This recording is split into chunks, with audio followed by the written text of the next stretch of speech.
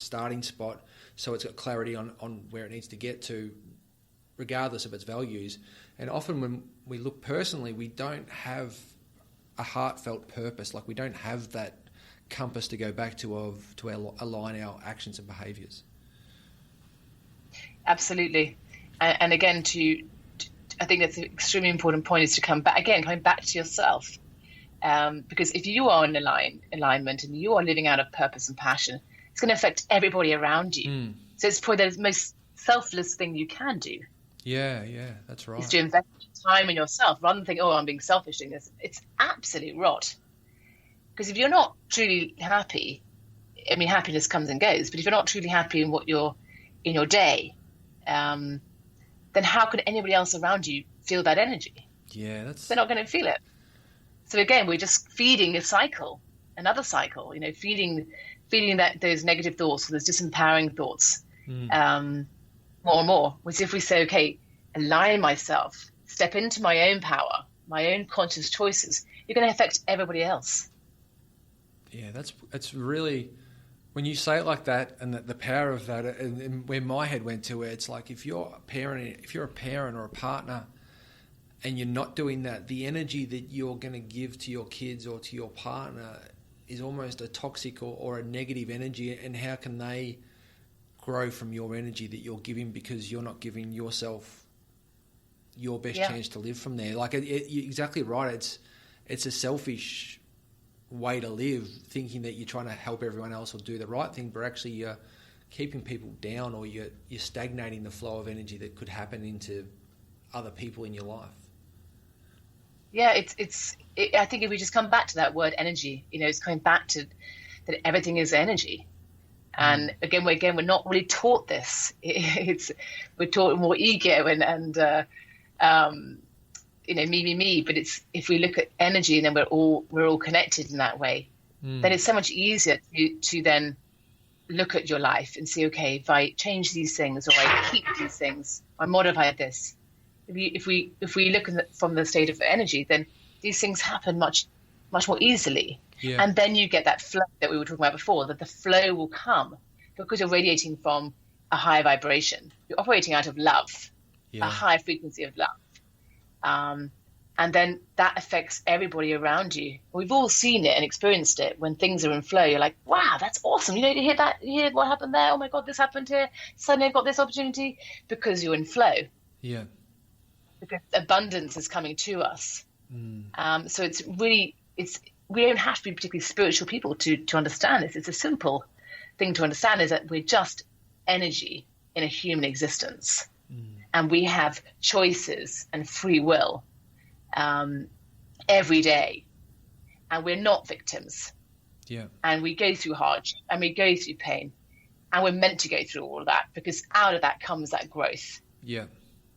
And out of that growth comes expansion, et cetera, et cetera. Yeah. And that's how I try to live my life. And I haven't got the perfect life. None of us have the perfect life. But we have the choice. We have choices, and we have a privilege to be. It's a privilege to be alive. It is. And we kind of owe it to everybody else in the universe to just live. Yeah. And live from that state of passion and purpose, and stop all the bullshit. And imagine if we did. Like, imagine if the 6 or 7 amazing. billion people could tap into that and let go of everything else that they've been hooked and holding on to so tightly that they believe is what's needed or right, and allowed themselves to touch back into their heartful space and their truer self, and what that would look like, not just spiritually or from a relationship, but even from a financial and from an abundance point of view of economics and creativity and all that. If people were all into what they wanted to do, because what you said at the very start is so correct, that your version of movement and mine might be completely different, but finding what the flow is for you, like where's your space right now in this moment, in this point of time, that connects with what you need, and being in touch with that. Yeah, and that's a good point. So not also the idea of what you need now, because we change. Because everything is impermanent. And I think that I've learned a lot about that in the last few years. When I moved off the boat to living ashore, it took me a long time to adjust. I really struggled with coming back onto land and leaving that sort of bubble life behind. But then I learned a lot about impermanence at that point. So nothing is permanent and everything is changing, and life is change. Yeah. And so once we grab that concept of change, then we can better serve ourselves at that moment in time. So, okay, what do I need now? I did that before 10 years ago, but actually that's not me anymore. Yeah. I'm here now. Yeah. And because of all that stuff I've lived the last 10 years, I am this person. I'm no longer that person. Yeah. Things have changed, and life has changed. And again, I think we could learning to let go. It could be of people, it could be of physical things, mindsets and beliefs. It's probably one of the hardest things we have to do, is to learn to detach ourselves, to let go. Yeah. In order to be able to go through change. And that letting go often involves some suffering, some pain, and some hardship that we need within ourselves to go through that process of almost death and rebirth. That there will be an element of suffering, but knowing that suffering is actually healthy. It's healthy to lean into uncomfortable moments, uncomfortable thoughts, and learn from them, so you can let go fully to be reborn into something else. Yes, I agree, and I think that we don't truly know our potential as beings if we don't go to those places. If everything was perfect all the time, then we would never grow. So I do believe in the light and the dark, and I do believe we have to go there, but purely as a way of going to a place and coming out of it. So knowing there is going to be rebirth, there is going to be light, and trusting that everything is moving, the time will pass, and the light will come again, and not to be so fearful of those places. Again, we're conditioned to believe, move away from pain, move away from discomfort, move away from sorrow. No, they're there as gifts. Yeah. To help us grow.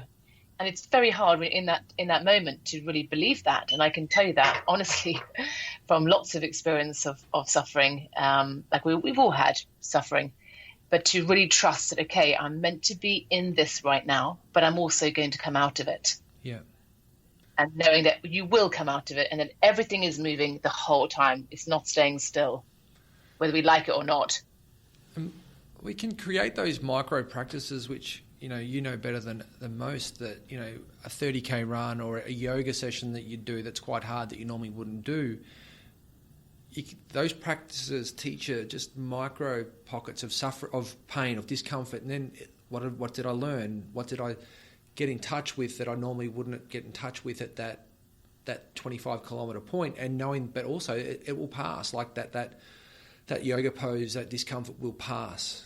And we can train that a little bit more with some movement, with conversations, and having to have tough conversations or open and honest conversations, knowing that's a hard conversation to have, but we'll grow from that. Yeah, 100%. And again, just tapping into what are your thoughts at that time. Yeah, so rather, oh gosh, I'm in this awful, painful state and I can't do it, turn it around and say, well, what if I can? What's on the other side of that pain? What's on the other side? I'm kind of curious. So to turn our mindset to the curiosity and excitement, as opposed to, oh my God, I got to get out of this. And that's the mindset you're bringing to those moments is so important. What you're saying there is so important, Rosanna, that you bring that curiosity or that exploration, not the aversion, to those tougher moments. Yeah. Well, sometimes we can do better than other times, But there's one more point in regards to that, because I think the other side to it is to know that we're not alone in these moments. So to reach out, if you are in this state of fear or anxiety or pain, is to really look for the angels around you. Yeah. Because people want to help and people want to be of service, and you can learn a lot from them, and they can learn a lot themselves from helping you.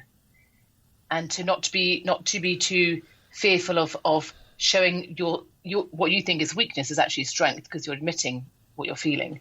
Yeah. But to reach out and say, actually, I need some help with this. or can you help me? Or can you just sit with me? Or can you just listen to me? Not to feel so isolated, because I think, again, that's a real problem in our society of that you feel you have to fix everything yourself. But to feel support around yourself. Is that important with you in your practice, in your community? And I couldn't agree more that those, again, working through those tough situations or living from your value base, that you've got a community to share that with, to bounce ideas off, to support and be supported. Is that something that you've had to embrace, especially moving to Bali?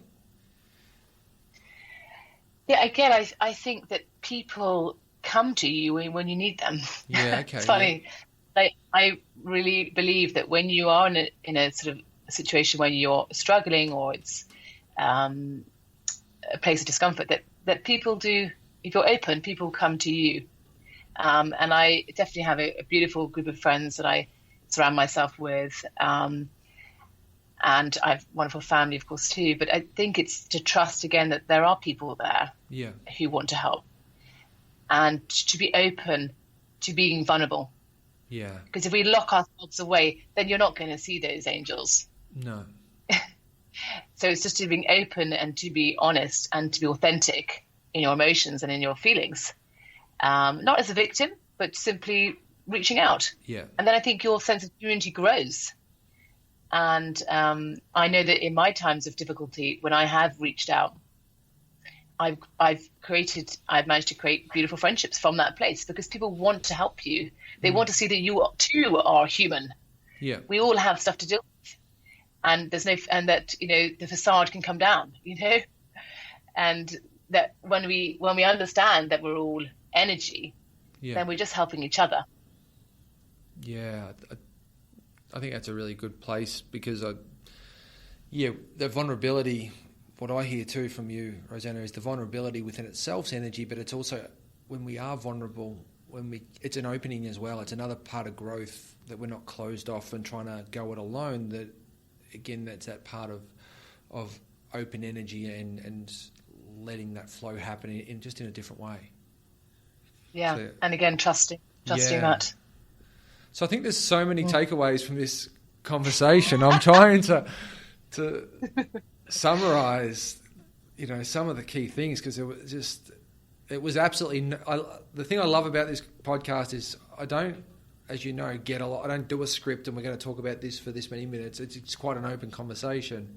And I loved that. I was expecting just some stories about some of the adventures, where it turned into a really sort of deep philosophical discussion on living with purpose, which is by far one of my favourite subjects, which I'm deeply grateful for, which is probably why we're meant to have had this podcast.